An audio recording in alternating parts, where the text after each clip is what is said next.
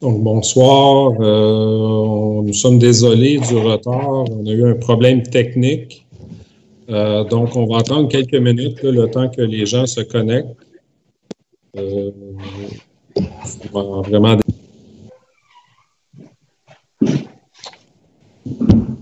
Madame Baudouin, juste me dire quand vous allez avoir plusieurs personnes qui regardent le visionnement.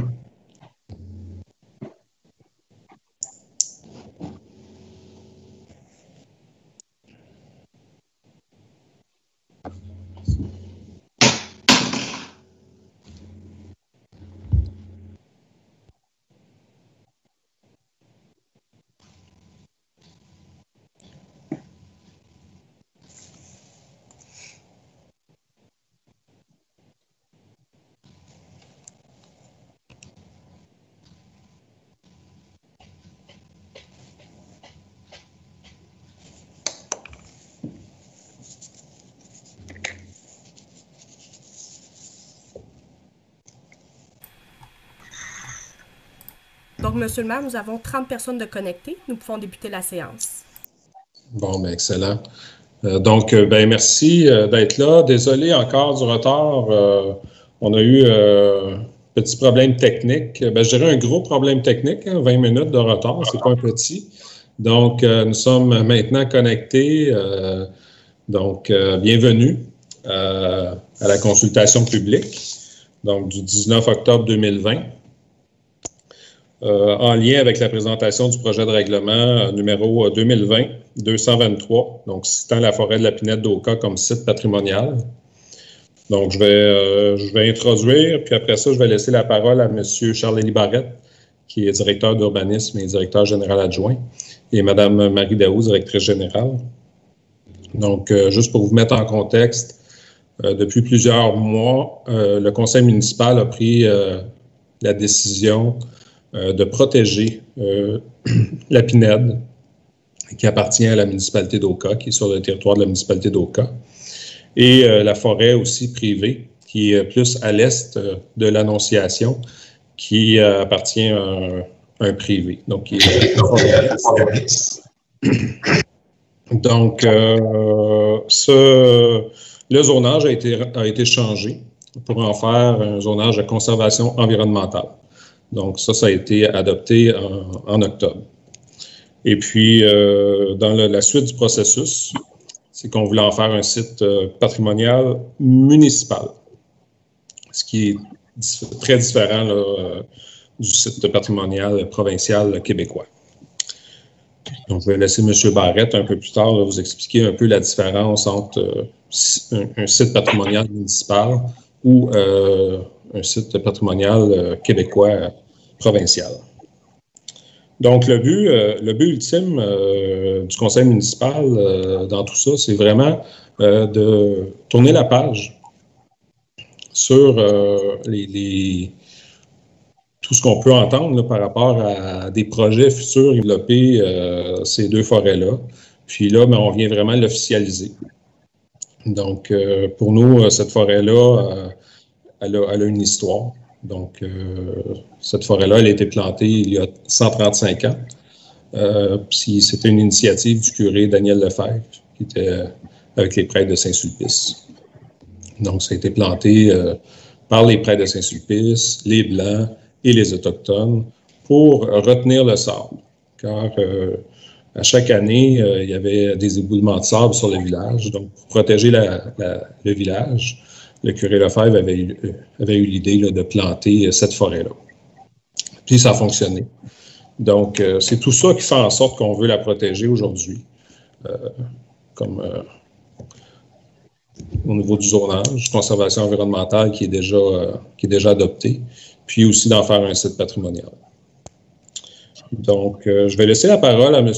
Barrette, qui va continuer. Donc, pour la présentation du projet de règlement, il y a Mme Daou aussi. Donc, je vous laisse la parole. Il va y avoir une période de questions. par la suite. Donc, si vous avez des questions entre-temps, vous pouvez les poser en ligne. Puis, à la fin de la présentation, on va pouvoir répondre à vos questions. Donc, je vous laisse la parole. Bonsoir tout le monde. Mon nom est Charles-Élie Barrette. Je suis directeur général adjoint de la municipalité d'Oka, aussi directeur du service de l'urbanisme et de l'environnement. En fait, pour poursuivre de ce que M. le maire a débuté, je tiens à vous informer que c'est un processus qui a commencé, en fait, là, au début de l'année 2020. Puis, c'est un processus qui se fait, en fait, en simultané avec deux projets de règlement qui sont adoptés un peu en simultané, parce qu'il était nécessaire de modifier le plan d'urbanisme et le règlement de zonage, qui était une procédure en soi. Et en parallèle, il a été nécessaire de débuter un processus d'adoption d'un règlement sur le site du patrimoine, pour citer la PINED, au niveau municipal. Donc, le Conseil a débuté ces étapes-là avec une première étape qui était nécessaire, qui était de mettre en place un conseil local du patrimoine. Puis, en fait, au lieu de créer un nouveau comité, le conseil municipal a choisi de léguer ces responsabilités-là pour que le comité consultatif d'urbanisme accomplisse les fonctions là, de ce conseil local du patrimoine. Par une résolution du Conseil qui a été adoptée le 7 avril. Puis, il y a eu deux étapes, comme j'ai dit, d'adoption réglementaire. Une qui était plus point de vue urbanistique, le plan d'urbanisme et le règlement de zonage. Donc, le 1er septembre, il y a eu l'adoption d'un avis de motion qui a été donné pour le projet de règlement modifiant le plan d'urbanisme afin d'inscrire la PINED à l'intérieur d'une aire d'affectation du sol, conservation environnementale et de l'identifier en tant que zone à protéger. Puis, lors de cette même séance, il y a un avis de motion qui a été donné et un projet de règlement est en vue d'annoncer l'adoption d'un projet de règlement modifiant le règlement de zonage afin d'inscrire la PINED à l'intérieur d'une zone de conservation environnementale. Le 2 septembre, il y a une publication, un avis public qui a été affiché en vue d'annoncer la tenue d'une consultation publique sur le plan d'urbanisme et le règlement de zonage. La tenue de cette consultation publique-là a eu lieu à la séance du Conseil du 6 octobre dernier. Aussi, lors de la séance du Conseil du 6 octobre dernier, le Conseil municipal a procédé à l'adoption du règlement modifiant le plan d'urbanisme afin d'inscrire la PINED à l'intérieur d'une zone de l'affectation du sol de type conservation environnementale et même chose pour le règlement de concordance de zonage qui a été adopté au même moment. Parallèlement, il y avait le processus aussi d'adoption du règlement citant la forêt de la PINED d'Oka comme site du patrimoine. Donc, le 1er septembre, il y a eu la présentation et le dépôt du projet de règlement sur le site du patrimoine au conseil municipal lors de la séance du conseil. Puis, il y a un avis de motion qui a été donné à la même séance du conseil. Le 2 septembre, sur le lendemain de la séance du conseil, il y a eu la transmission d'un avis spécial écrit aux propriétaires des terrains privés parce que le site du patrimoine touche tant des terrains municipaux que des terrains appartenant à un propriétaire privé. Donc, par le processus de la loi sur les biens culturels, il est nécessaire d'aviser les propriétaires privés qui sont concernés par ce type de modification-là. Aussi, le 2 septembre, il y a une publication d'un avis public de consultation concernant la séance du Conseil local du patrimoine que nous tenons justement ce soir. Le 19 octobre, en fait, c'est la tenue de cette consultation-là. Puis, suivant cette consultation, le comité consultatif d'urbanisme verra transmettre des recommandations au conseil municipal suivant les commentaires qui auront été reçus lors de cette soirée de présentation. Et par la suite, le conseil municipal prendra la décision quant à la poursuite de l'adoption de ces règlements-là dans le ou les mois suivants. Puis, une fois que le règlement sera en vigueur, adopté en fait, il sera nécessaire de transmettre le règlement certifié conforme aux propriétaires des terrains privés pour qu'ils en soient informés.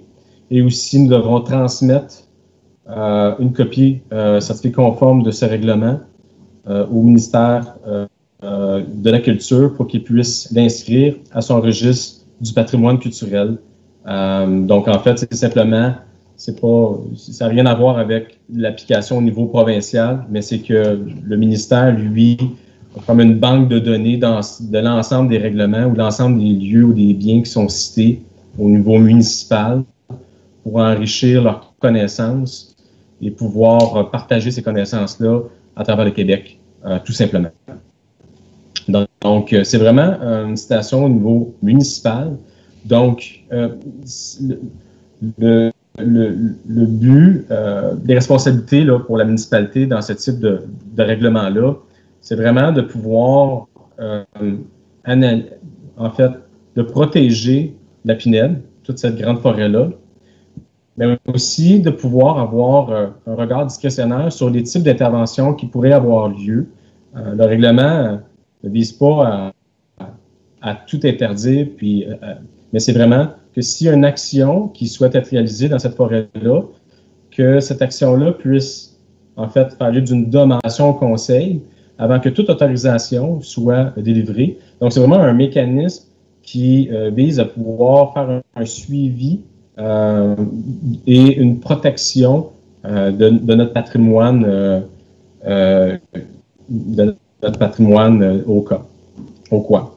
Puis, pour ce qui est de la responsabilité du propriétaire du terrain, bien, le propriétaire du terrain, en fait, il y a deux propriétaires, la municipalité et un privé. Bon, bien, le propriétaire, lui, doit s'assurer de préserver, d'assurer la préservation de la valeur patrimoniale de ce bien. Puis, il doit donner à la municipalité les préavis requis ou lui demander les autorisations nécessaires avant de poser certains actes. Il doit aussi se conformer aux conditions fixées par le conseil municipal, advenant le cas où le conseil a été saisi d'une demande et qu'il aura donné une autorisation. Je vais laisser... aussi, je voulais ajouter que la citation peut avoir plusieurs effets positifs pour la municipalité et les citoyens, parce que ça permet de favoriser la connaissance, la protection, la mise en valeur ou la transmission du patrimoine culturel de la municipalité, maintenir ou améliorer le cadre de vie et la qualité visuelle du paysage architectural ou du paysage qu'on peut voir à Oka, offrir aux résidents un environnement où sont protégés les éléments anciens chers à la communauté, donner aux citoyens un motif de fierté, contribuer à définir l'identité locale et participer au renforcement du sentiment d'appartenance de la collectivité. Donc, c'est vraiment les bienfaits que ce type de règlement peut aller chercher à donner aux communautés vivant sur le territoire. Donc, c'est vraiment notre principale volonté. Donc, ça fait un peu le tour de qu'est-ce qu'on a entrepris comme démarche, c'est quoi un peu nos obligations à travers ce type de réglementation-là. Je vais laisser la parole à Mme Daou, directrice générale, qui va vous faire la lecture de certaines parties du règlement. Donc, oui, bonsoir. Donc, le projet de règlement, son numéro, c'est le 220-223. Le règlement porte sur, dans le fond, cite la forêt de la Pinède d'Oka comme site patrimonial. Comme M. Barrette disait, je vais vous épargner certaines dispositions générales, interprétatives et administratives dans le règlement, mais vous pourrez toujours les consulter sur le site Internet. Donc, le projet de règlement, dans les attendus, on parle attendu que la municipalité d'Oka désire citer la forêt de la Pinède d'Oka comme site patrimonial pour des motifs historiques, identitaires et paysagers. Attendu qu'en vertu de la loi sur le patrimoine culturel, une municipalité peut citer en site patrimonial tout ou une partie de son territoire dont la connaissance, la protection ou la mise en valeur présentent un intérêt public. Attendu que la fenêtre d'Oka est un paysage emblématique pour les résidents, attendu que cette portion de territoire est à proximité du parc national d'Oka et présente des caractéristiques naturelles semblables à celles qui le distinguent, attendu que l'environnement naturel subit des pressions liées au développement, attendu que la pinède d'Oka est un héritage des Sulpiciens car elle a été plantée par le curé Daniel-Joseph Lefebvre en 1886, créant ainsi la plus grande pinède du Canada. Attendu que la pinède d'Oka forme à ce jour la plus vieille forêt plantée en Amérique du Nord. Attendu que le règlement numéro 2016-148 portant sur le plan d'urbanisme inclut le territoire de la pinède d'Oka à titre d'élément esthétique et écologique afin de l'identifier comme zone à protéger. Attendu que tous les propriétaires des immeubles inclus dans le site patrimonial ont reçu l'avis spécial prévu à l'article 129 de la loi sur le patrimoine culturel. Attendu que le comité consultatif d'urbanisme a pour mandat de donner son avis au conseil municipal à la demande de ce dernier sur toute question relative à l'identification et à la protection du patrimoine culturel de la municipalité, c'est-à-dire pour l'application du chapitre 4 de la loi. Attendu que le comité consultatif d'urbanisme a tenu une consultation publique sur le projet de site patrimonial aujourd'hui même, le 19 octobre 2020. Attendu que le conseil municipal a reçu un avis favorable du comité, ça c'est pas certain, ça va venir par la suite. Attendu que l'avis du conseil municipal, il y a lieu de citer la pinède d'Oka comme site patrimonial. Attendu qu'un avis de motion du présent règlement a dûment été donné par le conseiller Yannick Proulx lors de la séance ordinaire du conseil tenue le 1er septembre 2020. Attendu qu'un projet de règlement a été présenté et déposé lors de la séance ordinaire du conseil municipal tenue le 1er septembre 2020. Donc, comme je vais sauter un peu le chapitre 1, 2 et 3, qui sont les dispositions générales par rapport au règlement. Je vais vous lire le chapitre 4, dans le fond, qui est la désignation du site patrimonial. Donc, 4.1, la zone à protéger. Le site connu est désigné comme étant la pinède d'Oka, d'une superficie de 1 054 470,35 m², est constituée de lots municipaux et privés. Les lots municipaux sont le lot 5 700 284 d'une superficie de 8 751,20 m² et situé au sud de la rue Saint-Michel et à l'ouest de la propriété sise au 384-386 rue Saint-Michel. Deuxièmement, le lot 5 700 292 d'une superficie de 3 394 m² est situé au sud de la rue Saint-Michel et à l'ouest de la propriété sise au 384-386 rue Saint-Michel. Troisièmement, le lot 5 700 719, une partie, donc ça exclut le terrain de golf, d'une superficie de 376 660,60 m² est situé à l'ouest du rang d'Annonciation, au sud de la rue Assenensen et au nord de la rue Saint-Michel. Quatrièmement, d'une partie du lot 5 701 162 d'une superficie de 1 754,85 m² est située au sud de la rue Saint-Michel et à l'ouest de la propriété, sise au 384 et 386 rue Saint-Michel. Les lots privés sont, premièrement, le lot 5 699 026 d'une superficie de 586 861,80 m² est situé à l'est du rang de l'Annonciation et au nord de la rue des Pins.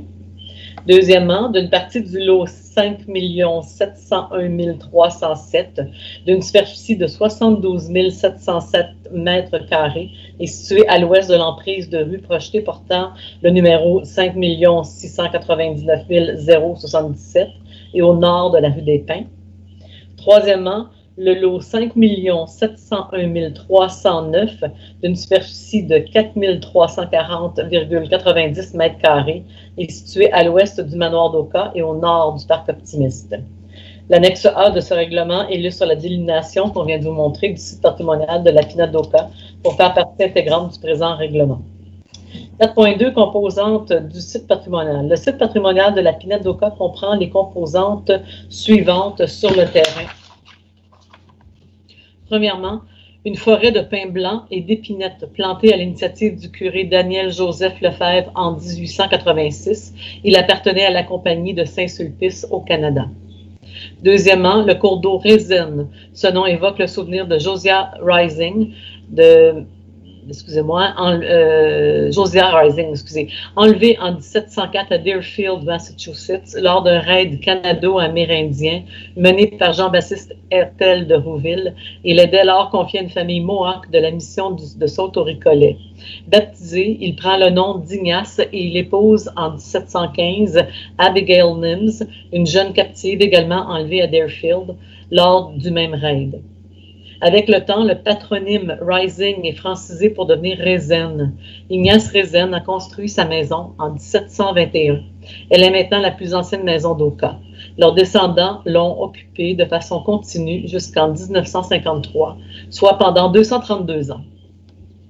Le chapitre 5, les motifs de la citation du site patrimonial. 5.1, motifs de citation. Les motifs de citation sont, premièrement, de valeur historique. Le site patrimonial de la Pinède d'Oka est un lieu associé à des événements marquant l'histoire locale.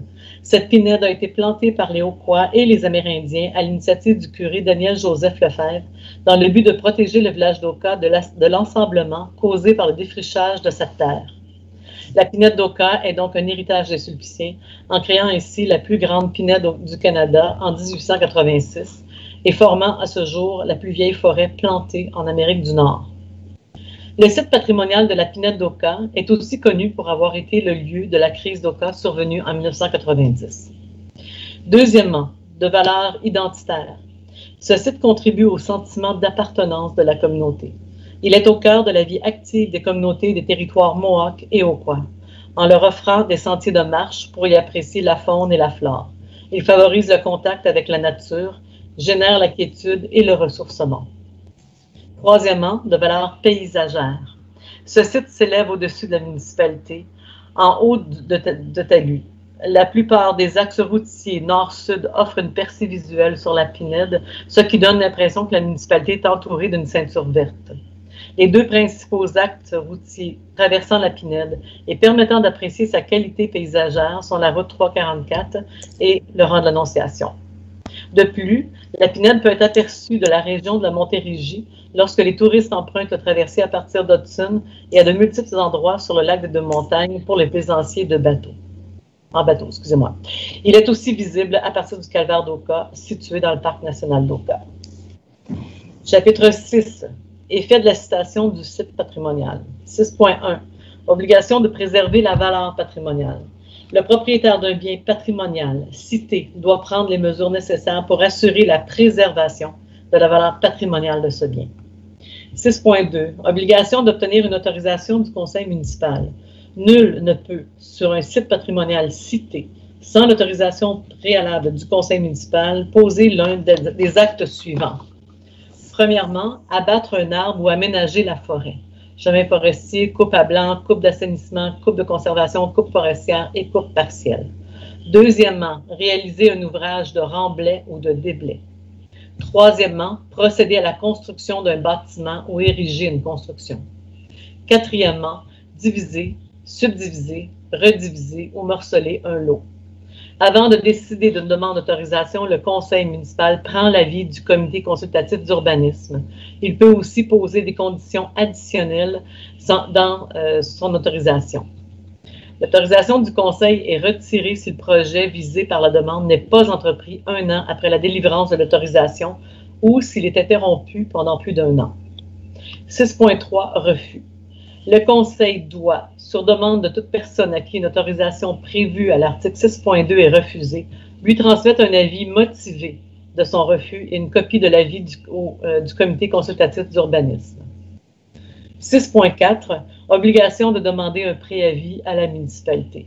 Nul ne peut, dans un site patrimonial cité, sans donner à la municipalité un préavis d'au moins 45 jours, poser les actes suivants. Premièrement, construire un bâtiment ou ériger une construction. Deuxièmement, modifier l'aménagement du terrain. Troisièmement, réaliser un ouvrage de remblai ou de déblai. Quatrièmement, faire un nouvel affichage. Dans le cas où un permis municipal est requis, la demande de permis tient lieu de préavis. Le conseil municipal peut, pour les actes précédents, imposer des conditions relatives à la conservation du site patrimonial. Ces conditions s'ajoutent à la réglementation municipale. Avant d'imposer des conditions, le conseil municipal prend l'avis du comité consultatif d'urbanisme. Une copie de la résolution du conseil fixant les conditions l'accompagne, le cas échéant, le permis municipal délivré par ailleurs et qui autorise l'acte concerné. Le permis est retiré si le projet pour lequel des conditions ont été imposées n'est pas entrepris 1 an après la délivrance du permis municipal ou il s'est interrompu pendant plus d'1 an. Ensuite, le chapitre 7 parle des dispositions relatives aux contraventions, sanctions et pénalités. Vous pourrez en prendre connaissance sur le site Internet de la municipalité. Et finalement, le chapitre 8 parle des dispositions transitoires et finales par rapport à ce règlement-là. Alors voilà, merci. Merci, M. Barrette. Merci, Mme Daou. Donc, au point 3, on a la période de questions. Mme Baudouin, est-ce qu'on avait reçu des questions par courriel? Donc, Monsieur le maire, nous n'avons pas reçu de questions par courriel. Nous sommes en train de filtrer le clavardage en ligne. Il y a beaucoup de commentaires. Certains sont en faveur de la volonté du conseil municipal à vouloir protéger la forêt de la Pinède. D'autres stipulent plutôt sur des incompréhensions là, en ce qui réfère aux revendications territoriales ou encore des questions de racisme. Mais j'aimerais porter à votre attention là, une question qui est revenue à plusieurs reprises. Donc, avez-vous consulté la communauté de Kanesatake avant de prendre cette décision? Les membres de la communauté semblent dire que non. Sinon, pourquoi? En fait, le processus de consultation de ce soir est en lien aussi avec la consultation là, des membres de la communauté de Kanesatake parce que on s'entend que les gens de Kanesatake font partie du territoire d'Oka. Donc, Kanesatake fait partie du territoire d'Oka. Puis, suite aux commentaires là, que j'ai entendus là, du grand chef Simon dans les médias, on va organiser une rencontre virtuelle, là, malheureusement, COVID oblige, là, entre le conseil municipal et le conseil Mohawk de Kanesatake pour expliquer un peu c'est quoi le processus de la municipalité dans ce dossier-là, parce qu'il y a beaucoup de désinformation qui provient mais autant du grand chef, là, parce que le grand chef, il parle de site patrimonial du Québec, ce qui est totalement faux. Il parle d'expropriation, ce qui est totalement faux. Donc, il y a une grande partie qui est un terrain qui appartient déjà à la municipalité d'Oka. Donc, on ne peut pas s'exproprier nous-mêmes, hein, on s'entend. Puis, l'autre partie, ça appartient à M. Grégoire Golin, puis M. Golin ne s'oppose pas là, à tous ces changements. Donc, il est en accord. Donc, oui, il va y avoir des rencontres là, prochainement, là, avant l'adoption de ce projet de règlement, là, pour expliquer au Conseil Mohawk c'est quoi exactement, parce qu'il y a beaucoup de désinformation et beaucoup d'incompréhension aussi, parce que les revendications territoriales, c'est beaucoup plus gros que la municipalité d'Oka, c'est beaucoup plus du Québec aussi. Les revendications territoriales, ça relève du gouvernement fédéral. Puis, les lois fédérales viennent englober les lois provinciales et municipales. Donc, ils passent par-dessus nos règlements. Donc, si un jour, le gouvernement fédéral décide que la municipalité d'Oka doit remettre les clés de la mairie au Conseil Mohawk, mais on va le faire, puis on n'aura pas un mot à dire. Donc, c'est pas parce qu'on a cité cette forêt-là au niveau du patrimoine municipal que ça va faire en sorte que le gouvernement fédéral va dire « Ah non, on peut pas. » Ils ont cité cette forêt-là, ils ont mis un règlement en place, un règlement municipal qui fait en sorte que c'est un site patrimonial. Donc, c'est un peu ironique, là, mais ça n'a aucun impact sur les revendications territoriales. Donc, il y a beaucoup de désinformation. Je vois les commentaires, beaucoup de commentaires racistes à notre égard, là, malheureusement. Mais écoutez, les revendications territoriales, ce n'est pas la municipalité qui va le régler, là, malheureusement. Donc, j'espère que ça répond bien à la question. Puis là, juste une petite parenthèse, le processus de consultation, on ne parle pas de construire c'est pas un projet résidentiel, là. Si on avait un projet résidentiel de 150 maisons, là, on se serait assis avec le Conseil noir, puis on leur a expliqué que c'était pas le projet qui nous a été présenté, parce que la municipalité d'Oka n'est pas propriétaire d'aucun terrain développable. Donc, s'il y a un projet qui est présenté, c'est parce que c'est un propriétaire de terrain qui présente un projet à la municipalité d'Oka. Ce n'est pas le cas. On veut protéger la forêt, la pinède et la forêt privée. Puis tout ça rentre dans le processus qui a été entamé en 2015, lors des 25 ans de la crise d'Oka. Donc, il y a eu une poignée de main entre le maire d'Oka et le grand chef Simon, une première en 25 ans. Et on s'est entendu pour protéger la forêt à ce moment-là. Donc, ça rentre dans le processus qui avait été entamé en 2015 entre le maire d'Oka et le grand chef Simon. Donc, Monsieur le maire, je poursuivrai avec une autre question qui est répétitive. Les gens se demandent pourquoi il n'y a pas de membres de la communauté Kanesatake présentement autour de la réunion. C'est parce que la municipalité d'Oka, c'est une municipalité qui fait partie de la province du Québec. Donc, on est une municipalité qui est régie par le Code municipal du Québec. On a nos parents qui sont les affaires municipales du Québec. Puis, la municipalité, le grand chef l'a dit dans les médias, là, qui ne sont pas des citoyens d'Oka, qui disait. Donc,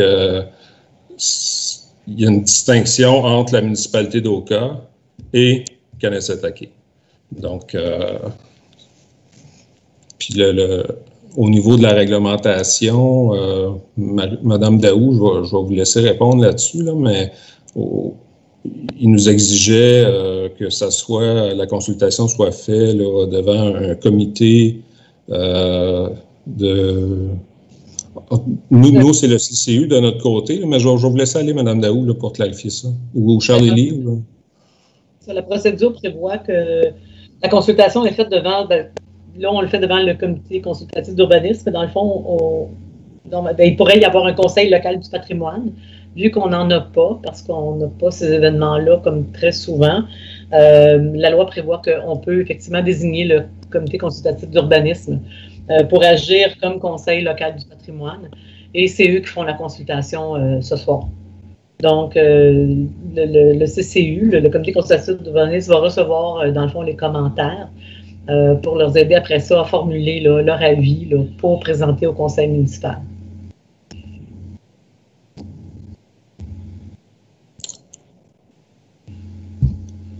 Ça va? Ça répondait à la question? Ouais, écoutez, moi, ça répond pour moi, là, mais... Je vais poursuivre. Donc, on parle aussi de M. Golin. Donc, ne voulait-il pas faire un don écologique à la communauté de Kanesatake? Donc, je pense que les citoyens à l'écoute aimeraient un peu avoir de l'information sur le don écologique. Oui, bien écoutez, ça aussi, ça a été fait un peu en catimini l'été dernier. Je parle l'été dernier, l'été 2019, là, comme vous savez, là, entre le chef Simon et M. Grégoire Golin, là, qui était propriétaire. On s'entend que M. Golin il est pris un peu dans un litige de revendication et tout ça. Donc, a décidé de faire une entente fédérale, étant donné qu'il était comme pris avec, qu'il ne pouvait rien faire. Donc, comme vous savez, il y a eu plusieurs événements dans le domaine des collines, entre autres, là, qui appartient en partie à M. Golin, là, qui fait en sorte qu'il y a eu beaucoup d'intimidation et tout ça là, dans ce quartier-là. Dernièrement, encore une fois, on a eu une maison qui a été incendiée là, dans le domaine des collines il y a quelques semaines seulement. Donc, tout ça fait en sorte que c'est sûr que M. Golin il a pris une décision là, en l'été 2019 là, de signer l'entente pour le don écologique puis de mettre toutes ces terres à disposition du fédéral. Écoutez, j'aurais peut-être fait la même chose. Là, quand tu es pris dans des revendications comme ça, c'est pas évident. Mais tout ça a été fait en catimini, là, dans le dos un peu des citoyens d'Oka, malheureusement. Nous, on l'a vu, hein, moi, je l'ai soulevé l'été 2019. On a rempli l'église, les citoyens d'Oka, là, pour la plupart des gens qui étaient présents étaient contre ce don écologique. Puis ce qui est malheureux dans tout ça, c'est qu'on parle de don écologique. Le mot écologie, c'est quand même un grand mot. Mais on l'a vu encore lundi dernier, on parle d'écologie. On a un terrain municipal, nous, qui a été acquis en 2011, les terrains Norfolk. Et malheureusement, lundi dernier, il y a un membre de la communauté Mohawk qui a été coupé 12 arbres sur ce terrain-là pour pouvoir construire une cabane pour vendre du cannabis. Donc, c'est un peu ironique parce que 10 ans auparavant, la communauté s'était soulevée pour empêcher la coupe d'arbres sur ce terrain-là. Donc, moi, je pense que c'est la municipalité d'Oka, nous sommes les mieux placés présentement pour protéger la pinède et la forêt mixte. Nous avons des règlements en place pour faire respecter justement ce nouveau zonage qui est de conservation environnementale. Donc, si le gouvernement fédéral décide d'aller de l'avant pour le don écologique, même si on l'a cité au niveau du patrimoine, ça ne changera absolument rien. Si la volonté du gouvernement fédéral est d'aller de l'avant dans ce dossier-là, on n'aura pas un mot à dire. Fait que, peu importe, nous, on veut montrer notre intention de la protéger, cette forêt-là. Mais si l'intention du fédéral, c'est d'en faire un don écologique à Kanessetake, selon moi, on n'aura pas grand-chose à dire. Merci, M. Quevillon. Je vais poursuivre. Donc, M. Gilina, 66% des lots en question sont de propriété privée. Est-ce que ce projet de règlement a été initié par eux?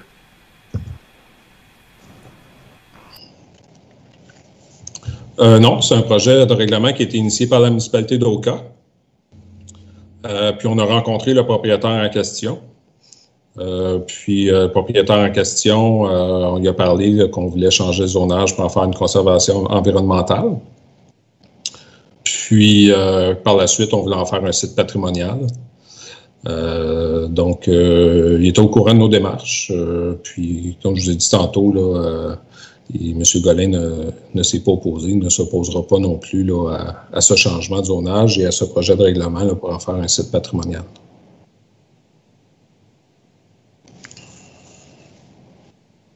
Merci, M. Quevillon.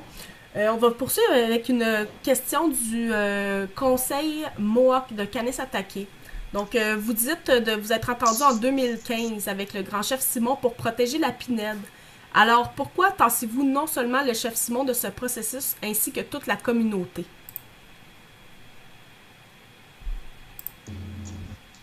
Juste répéter la fin, Mme Baudouin. Donc, le Conseil Mohawk de Kanessetake, je lis la question étant donné qu'elle provient directement du Conseil Mohawk. Donc, il veut savoir pourquoi qu'ils se font tasser, le grand chef Simon et le conseil de bande, de tout le processus. Bien, je ne sais pas, je ne comprends pas l'idée de s'opposer à la protection de la pinède, puis de s'opposer, tu sais. Là, il y a de la grogne depuis plusieurs jours, puis là, je regarde les commentaires racistes envers nous autres. C'est toujours encore de la désinformation. Le grand chef lui-même a sorti une vidéo disant qu'on voulait en faire un site patrimonial du Québec, ce qui est totalement faux, qu'on voulait faire de l'expropriation. Ce qu'on veut, c'est protéger la forêt, protéger la pinède, protéger la forêt mixte privée. C'est pas compliqué. C'est ça que le monde attend depuis 30 ans. C'est quoi le problème? Je comprends pas. Puis, je le répète, ça change absolument rien au niveau du fédéral. Si le fédéral décide que la municipalité d'Oka doit remettre les clés de la mairie au Conseil Mohawk, on n'aura pas un mot à dire. Puis c'est pas parce qu'on l'a cité au niveau du patrimoine, cette forêt-là, que ça va changer grand-chose. Puis les revendications territoriales, c'est bien au-dessus de nous autres. Fait que ça change absolument rien. Les règlements municipaux, c'est rien comparativement aux règlements fédéraux et aux revendications. Fait que la journée si un jour le fédéral nous dit à Oka, écoutez, on va essayer de ressusciter Jacques Cartier, puis on va vous ramener en bateau. Puis on redonne le terrain au Mohawk parce que c'est ce qu'ils réclament. Mais écoutez, on n'aura pas un mot à dire. Mais ça fait quand même 300 ans qu'on est ici, nous autres ici. Nous autres ici, on a une histoire. Puis nous aussi, on a droit au respect. Puis des commentaires racistes, comme je lis présentement là, sur la chaîne YouTube, c'est inacceptable. Le respect, ça va dans les deux sens. Donc, M. Quevion, je vais poursuivre. Vu que c'est le fédéral... excusez-moi, là, il y a des petites fautes là, dans la question. Dans le fond, la personne veut savoir, est-ce que ça ne devrait pas être plutôt une consultation exécutée par le fédéral? C'est municipal. C'est des réglementations de la municipalité d'Oka. Il y en a qui nous aiment pas, là, puis qui aimeraient ça nous voir disparaître, là, mais on est là. Puis on ne disparaîtra pas.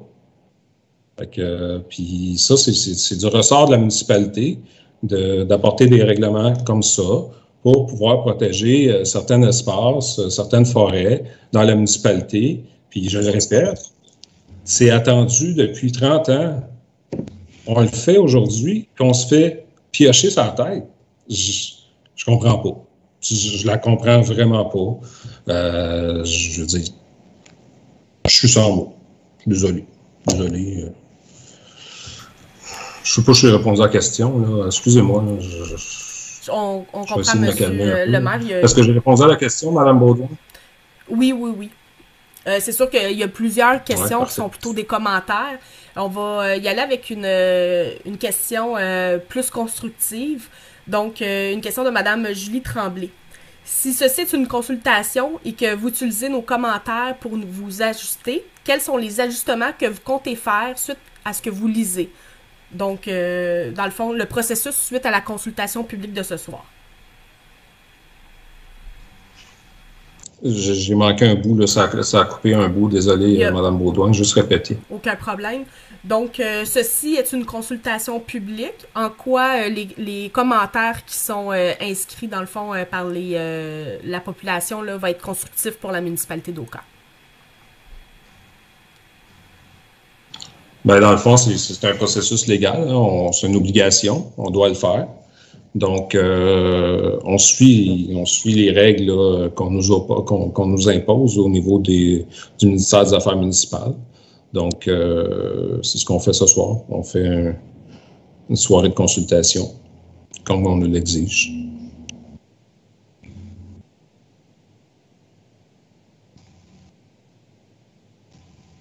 Donc, une question de Marie Simard.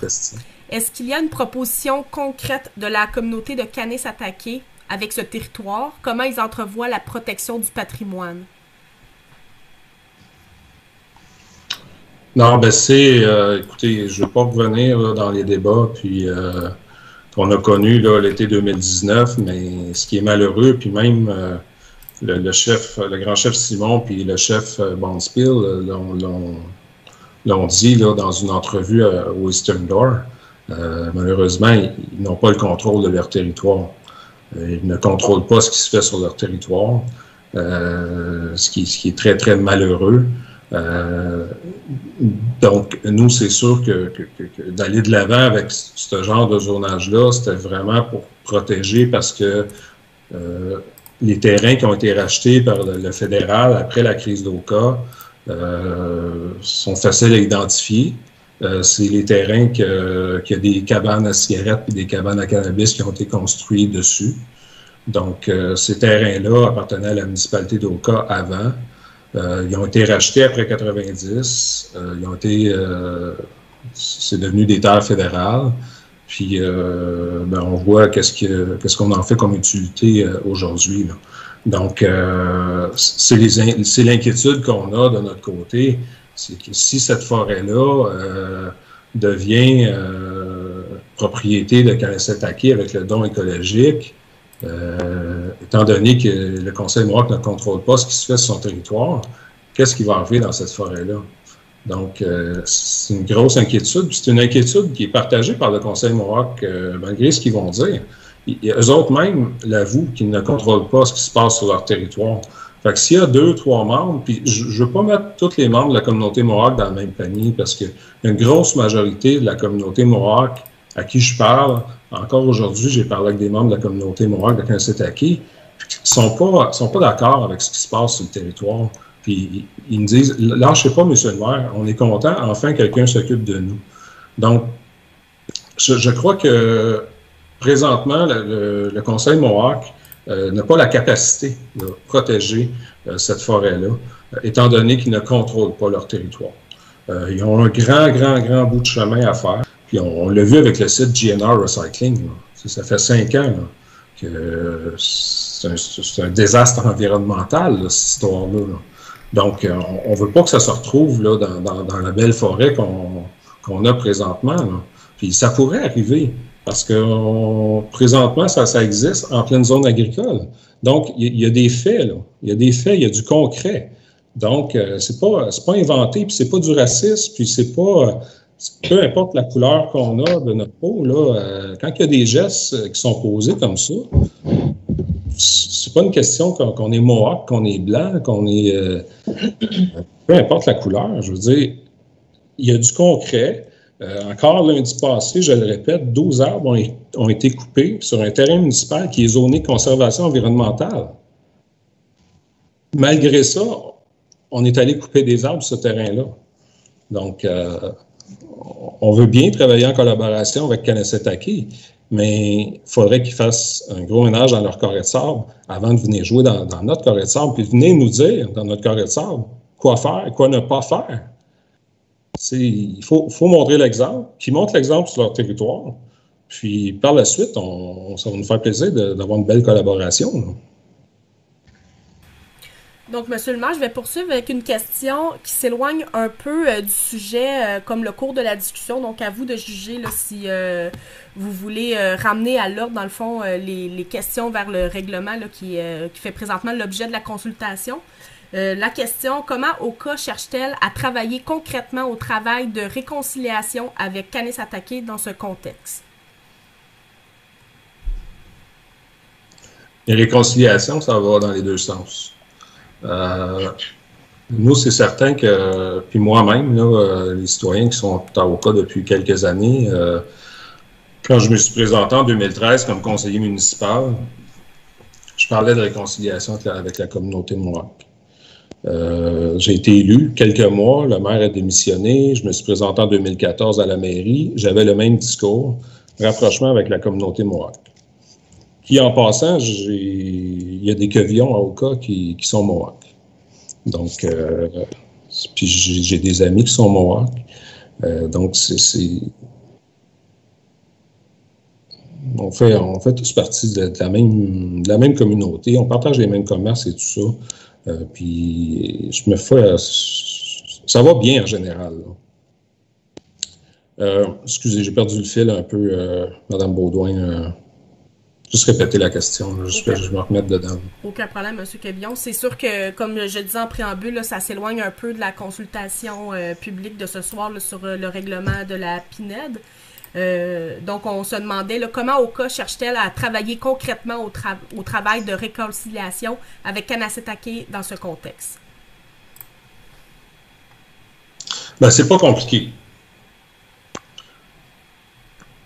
Si on nous respecte en tant qu'Okoises et Okois, qu'on respecte le fait qu'on est ici, nous autres ici, depuis 300 ans. Qu'on prenne conscience que présentement, à Kanessetake, ce qui se passe, ce n'est pas normal. Et il y a un gros ménage à faire sur le territoire pour que le Conseil Mohawk prenne le contrôle du territoire. Puis moi, je pense que pour plusieurs années, il faut arrêter de parler de revendications territoriales avec la municipalité d'Oka. Puis je l'ai dit à certains membres de la communauté, vos manifestations, ça ne vous sert à rien de venir les faire à Oka, dans le domaine des collines, aller à Ottawa. C'est pas nous qui va les régler, les revendications. Nous, les citoyens d'Oka, on a des droits aussi. Puis moi, en tant que maire d'Oka, je l'ai dit haut et fort depuis plusieurs années, ma responsabilité en tant que maire, c'est de défendre les droits de mes citoyens aujourd'hui, en 2020. Je vais continuer à le faire. Mais arrêtez de nous parler de revendications, arrêtez de faire des manifestations dans le domaine des collines, etc., je sais que certaines personnes se servent des citoyens d'Oka pour mettre de la pression sur le fédéral, mais ça fait juste diviser nos deux communautés davantage. Pourquoi? Pourquoi nous diviser? On peut, puis je l'avais offert à Hélène Gabriel en 2017. Pourquoi qu'on ne travaille pas ensemble? On va vous aider dans votre dossier, mais arrêtez de vous servir de nous. On est pris entre l'arbre et l'écorce.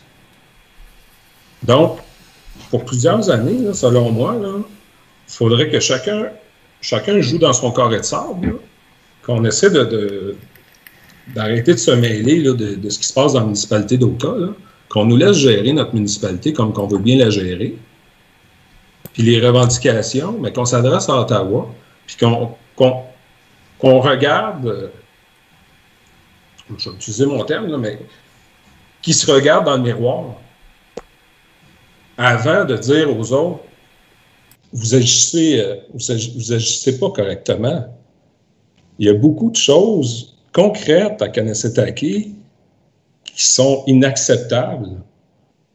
Puis, dans le domaine des collines, on coupe des mauvaises herbes, puis on a droit à une manifestation. Puis de l'autre côté, lundi dernier, on coupe 12 arbres matures sur un terrain conservation environnementale. Oups! Il n'y a personne qui vient avec des drapeaux, il n'y a personne qui vient avec des pancartes. Je veux dire, c'est incohérent comme discours. Donc, on est prêt à aider la communauté, puis ils ont besoin d'aide. Ils ont besoin d'aide, puis, mais il faut qu'ils jouent dans leur carré de sable. Puis, je sais qu'ils n'aimeront pas ça entendre ça, mais c'est ça la réalité. La municipalité d'Oka existe, elle est là, elle ne disparaîtra pas. On s'en ira pas. On est là pour rester. Puis on veut vivre en harmonie. Mais arrêtez de nous confronter tout le temps avec les revendications. On n'a rien à voir là-dedans. C'est pas nous qui va régler ça. La seule façon de régler ça, ça serait de donner les clés de la mairie au Conseil Mohawk, puis ça n'arrivera pas.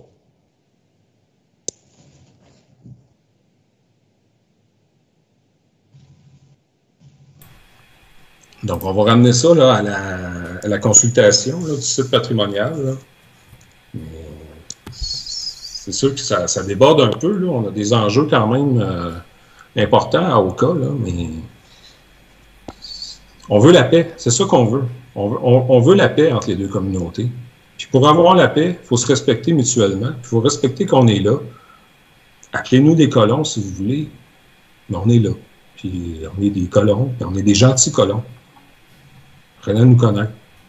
C'est pas nous autres qui vous a volé il y a 300 ans, on n'était pas là. Donc, M. le maire, je vais poursuivre avec une question du Conseil Mohawk de Kanesatake. Donc, M. Quevillon, vous affirmez que M. Golin est en accord avec le projet d'Oka. Alors, s'il vous fournit une lettre affirmant le contraire, est-ce que vous arrêterez ce projet de règlement? Ben, on va voir, on va l'analyser. Moi, tu sais, on parle le maire, mais le maire n'est pas tout seul à décider. Là. On est 7 autour de la table. Si M. Golin veut nous envoyer une lettre, qu'il nous envoie une lettre, puis on va en parler au conseil municipal.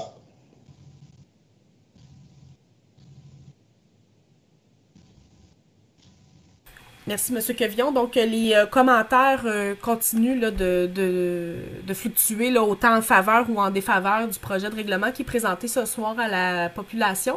Est-ce que vous vouliez boucler la boucle par une conclusion? Bon, je pense qu'on a pas mal fait le tour. Écoutez, comme je vous ai dit un peu plus tôt, là, moi, je suis en contact avec le nouveau ministre des Affaires autochtones, M. Yann Lafrenière. On va le rencontrer prochainement. Puis, on va garder les canaux ouverts là, avec le Conseil Mohawk. Puis, on s'est rendu compte, surtout dans les derniers jours, en fin de semaine, là, avec ce qu'on a entendu dans les médias, qu'il y a beaucoup d'incompréhension au niveau des membres du Conseil Mohawk. On pense qu'on veut leur couper l'herbe sous le pied, mais c'est pas le cas. Là. Je me répète, là, mais c'est pas parce que la municipalité d'Oka cite au niveau du patrimoine là, les deux forêts là, que ça va venir mettre en cause là, les revendications ou les fameux décrets, là, et tout. Là, donc, on va prendre le temps de bien leur expliquer c'est quoi exactement là, ce règlement-là là, qui n'a aucun impact négatif là, à leur niveau, au niveau de leurs revendications, là, etc., puis même au niveau du don écologique. Là. Donc, moi, je pense que si c'est bien expliqué, puis c'est dommage parce que ils ont mes coordonnées, le grand chef a mes coordonnées. Je comprends pas pourquoi il m'a pas appelé et m'a pas posé la question, parce que je lui aurais dit que c'est pas cité au niveau du patrimoine québécois, là, c'est le patrimoine municipal. Puis moi j'avais une maison, je m'éloigne un peu, je ne vais pas vous raconter ma vie, là, mais j'avais une maison sur la rue Sainte-Thérèse que j'ai vendue il y a 2 ans. Elle était citée au niveau du patrimoine municipal. Là. Puis je l'ai vendue. Puis je veux dire, j'ai pas été obligé de demander l'autorisation de la municipalité d'Oka. Là. Donc, je pense que si on explique bien au conseil municipal, c'est quoi ce règlement-là. Là, c'est ça. Je répète qu'il y a eu beaucoup de désinformation là, de la part de certaines personnes là, à Kanessetake, là, qui a fait en sorte que beaucoup de gens qui se sont soulevés, là, mais donc dans les prochains jours, là, on va contacter le conseil Mohawk pour organiser une rencontre virtuelle là, entre les 2 conseils. Le but, ben, je vais juste finir avec ça. Il ne faut juste pas oublier le but ultime. C'est que 30 ans après la crise d'Oka, la municipalité d'Oka protège la pinède d'Oka et une forêt privée. Si je veux dire, ça devrait être, selon moi, une histoire incroyable. Là. Je veux dire, c'est ça qu'on attend depuis 30 ans. C'est ça, c'est malheureux. Peu importe ce qu'on fait, on n'agit jamais correctement, ce qui est malheureux. Donc, c'est ce qui va mettre fin là, à la période de questions. Puis, écoutez, j'espère que j'ai bien répondu à toutes les questions. Puis, je vais vous souhaiter à tous, j'aimerais remercier les gens du CCU qui étaient là ce soir pour entendre là, les questions et le projet de règlement et tout. Donc, merci à tous. Merci Mme Daou, merci M. Barrette. Merci Mme Baudouin aussi. Puis encore désolé du retard qu'on a eu, là, problème technique, là, vraiment désolé. Là, c'était pas la bonne soirée pour ça, mais écoutez, la technologie, on n'a pas de contrôle là-dessus, malheureusement. Donc, merci tout le monde. Je vous souhaite une belle soirée.